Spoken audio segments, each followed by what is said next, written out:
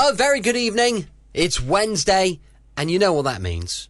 It's time for the latest episode of Dick Barton's Special Agent. And for those of you who are interested, it's just 11 more Sleep Still Santa. It's unbelievable, isn't it? Right, hello, I'm Brett, your host for this evening, and welcome to another episode of Brett's All-Time Radio Show. Welcome to my home in beautiful Lyme Bay, where it's a clear and crisp December night. In fact, it's another gorgeous clear night here on the south coast, and it really is stunning to look out across the bay and see all those stars, and I can just see in the distance the flash of the lighthouse. I think it's Portland, isn't it? Portland Bill. So Portland Lighthouse is just across the bay, and it looks amazing. Huge thank you for joining me once again for our regular late night visit to those dusty studio archives of old time radio shows right here in my home in the United Kingdom. Don't forget, I've got an Instagram page and a YouTube channel, both called Brett's Old Time Radio Show, and it would be awesome if you would be kind enough to follow me there. Feel free to send me some feedback on this and other shows if you get a moment. brett@tourdate.co.uk. Without further ado, it's time now for our next installment of Dick Barton, Special Agent. Dick Barton, Special Agent.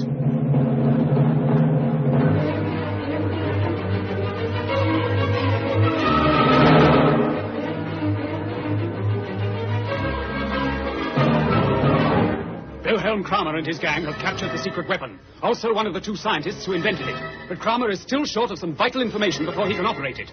Colonel Gardner, head of MO13, and Dick Barton are searching for this information in the dark at the other scientist's house, have found the papers, and are about to leave when suddenly... Help! Take it off me! Take it off! Shine the torch, sir. It won't work. Listen. Listen, sir, there's something alive. Coming this way. Now, blast the torch. Shut the door, then... Just a sec. There, it's got it now. Where is this thing? Torch is okay now. Shine it on the floor. Oh, Jimmy! By Jove. Quick, Barton, quick. Okay. Hold the torch steady on its eyes. Got it. Keep well back. Make sure. Yes. Oh, what a beastly mess. Listen a minute. Are there any more about? Can't hear anything else. Just a minute. Good heavens, Barton. The room is full of glass cases. Look. And every case has got live... Oh, what are they? Looks like some species of spider to me. Never saw any spiders like this before. Look at the size of the one I shot. Wonder why it was sliding across the floor to us. Should have thought it would have run at us. Damaged, maybe, when our friend knocked over its case. Yes, look at its legs. But what about our friend? Let's take a look at him. He's not dead. He's breathing. Perhaps he's one of the specimens that Sir Archie told your secretary to warn us about. Nasty-looking creature. He's out for the count. Doesn't seem to be any mark on him. Must be shock. Wonder who he is. One of Kramer's men? You bet. Well, let's get into a doctor. He's too useful to leave lying about. May be able to help us a lot. He's the first real clue we've found. Right. If you'll help me with the Sleeping Beauty here, you take his legs. Okay. Lift. Outside with him. And let's shut the damn door. Colonel God. Thank you, sir. We had a shot. Everything's all right, Constable. Give me a hand with this man to my car, will you? We've got a friend of yours here. What have you got there, Captain Barton? A corpse? Snowy White. You back? You betcha. Wouldn't miss out on this. How's the head? Oh, that's all right now, sir. Just like to meet the bloke that did it, that's all. Is this more trouble? Oh, we're onto something, I think. And you left me out of it. I'm sorry, Snowy, but you'd had that nasty smack on the bean. You weren't really fit for action. But I am now, sir. Like old times all over again, isn't it, sir? Reckon we're lucky, you and I, getting into this racket. Reckon we are, Snowy. Well, what's the setup now? Well, the other side seems to have scored most of the points up to now. A fellow called Kramer's the leader of the opposition. Any idea where he hangs out? No, but that fellow we've just captured in this house may be one of Kramer's crowd. Put him in the car. I'll take you back to my office, and by tomorrow morning, things should be moving. Barton, you and your friend get some shut-eye and be at my place by 10. Right, sir, and at 10 tomorrow morning we move over to the attack. You took the words out of my mouth. Well, good night. Good night. Good night, sir. And don't dream of spiders.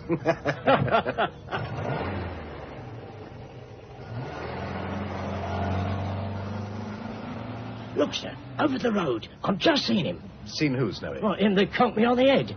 Over the other side of the road. Look, tall chap with the Homburg hat and the Macintosh. The perisher. Snowy, don't let him see you, man. Yes, it's him, all right. Blast, he has seen us. Oh, he's got a car waiting. Let's follow him, sir. Good idea, Snowy. There's a taxi. Hey, taxi! Follow that car. Quick, driver. There's a quid for you if you don't lose him. Good enough. Hop in. The lights are against him.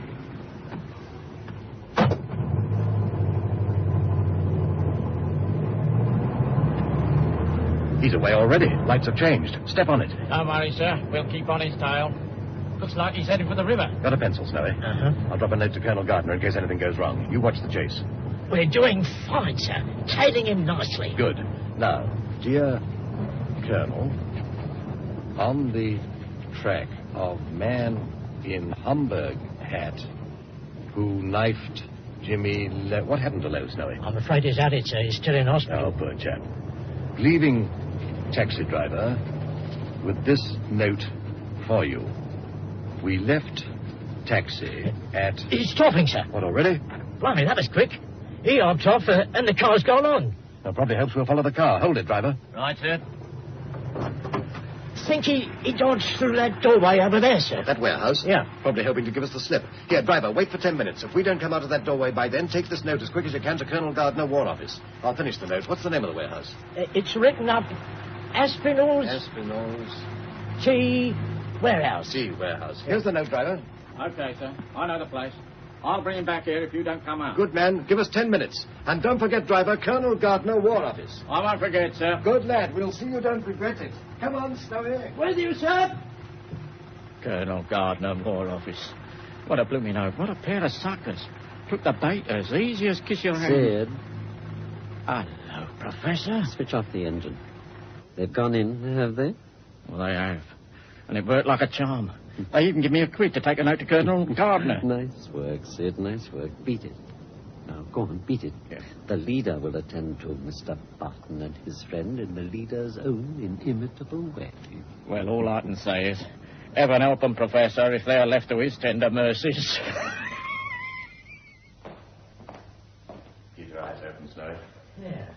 Big place, isn't it? Yeah. Nobody about there. What did you say the name was? Aspinall's Tea Warehouse, it says on this door. I can't see any signs of tea lying about. Well, you'd think they'd have a watchman or somebody on duty, wouldn't you, to stop people From pinching the tea that isn't here. Can I help you in any way, gentlemen? That depends who you are. I'm an employee of Aspinall's Tea Warehouses Limited. Can I do anything for you? Well, you could make us a nice cup of tea. 2 lumps. My friend has a strong sense of humor. I must apologize. Actually, we were expecting to meet someone here. A gentleman in a black Homburg hat, brown mackintosh. You haven't seen him? No. No, I don't think I have. Well, perhaps he went through that door over there. Oh, this door over here, you mean? Please, come this way. This is Mr. Jackson's office, gentlemen. If you'll just step inside. After you, gentlemen. Oh, thank you very much. Thank very much. Now, what the... He's banged the perishing door on us, sir. Open it, sir, open it. There's no knob on this door on the inside. Ah. And the door fits flush. It looks like we walked into a bit of a trap, Snowy, my boy. Yeah, I thought the old setup smelled a bit fishy. Not much like an office now, is it? Is it? Not much. Room's completely bare, except for this table in the center here. Now, what do we do, I'm afraid, Mr. Barton, there's very little you can do. Oh, the blinking... Now for the melodrama, Snowy. Precisely, Mr. Barton, as you so intelligently point out. Now for the melodrama. Where's his voice coming from, sir? Allow me to explain. By an ingenious mixture of loudspeakers and microphones, I can hear every word you say, my friends, and you can hear what I say. Who are you, anyway? But of course, how very impolite of me. My name is Kramer. Wilhelm Kramer. Blimey, the kingpin himself. The kingpin himself, as your friend so aptly phrases it, Mr. Barton.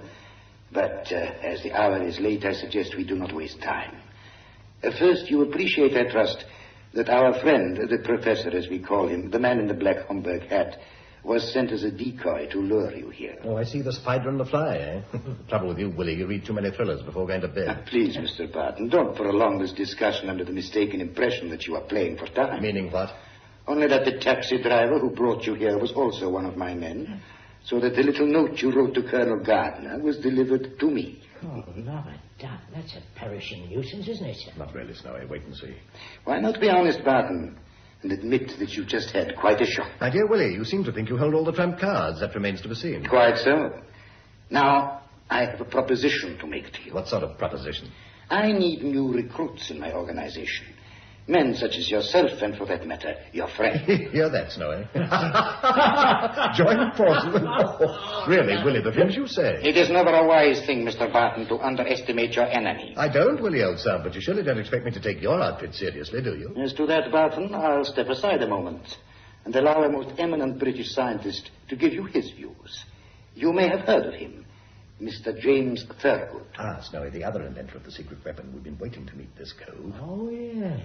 Why not be wise, Barton? Don't you realize that Wilhelm Kramer and I, with our new devastating weapon, can have complete mastery over the whole world? You haven't got all of the weapon yet, old son. Oh, that's just a matter of time. We have everything except the antidote. Soon we shall have that. Then, Barton, we shall be masters. Masters! Oh, gets on my nerves, this bloke does, sir. Can't we switch him off? Do you realize what we offer you, Barton?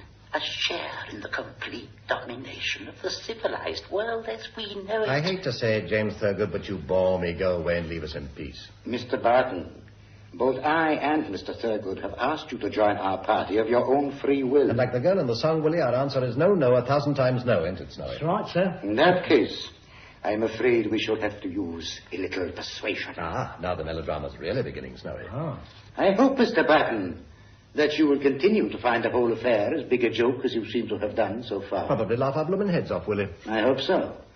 But in actual fact, if anyone derives any amusement from the next few minutes, I rather think it will be Mr. Thurgood and myself. Oh, get on with it.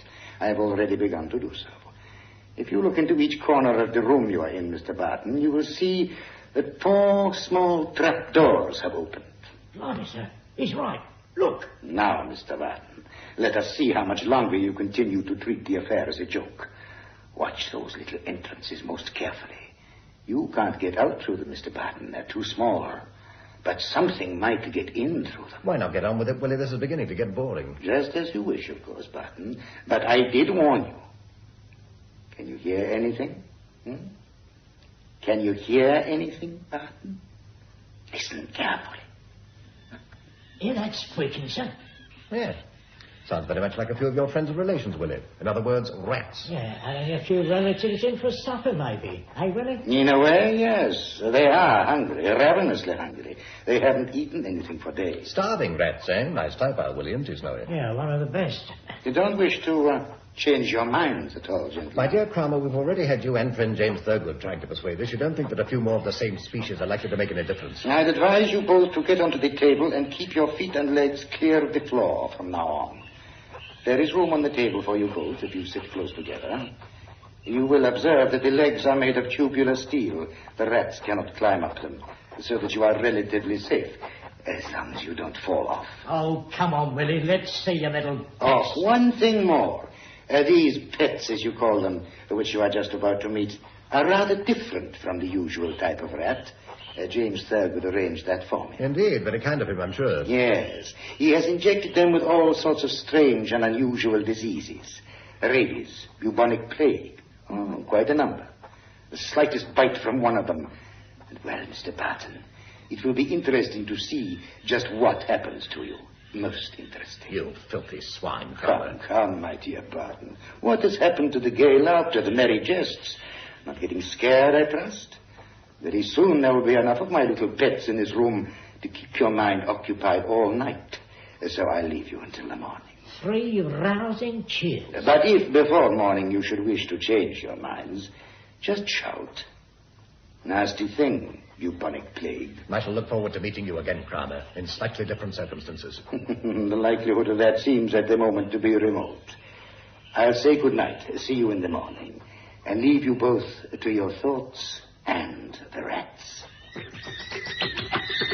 Oh, my duck, sir. Here they come. I want to this table. Quick! Right beside you, Snowy. They kind of look ugly, don't they?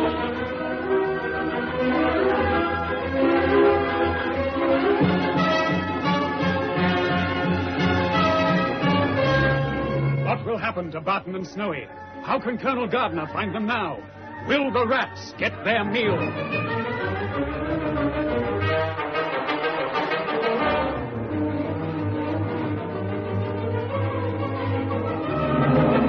Listen to the next installment of Dick Barton, Special Agent.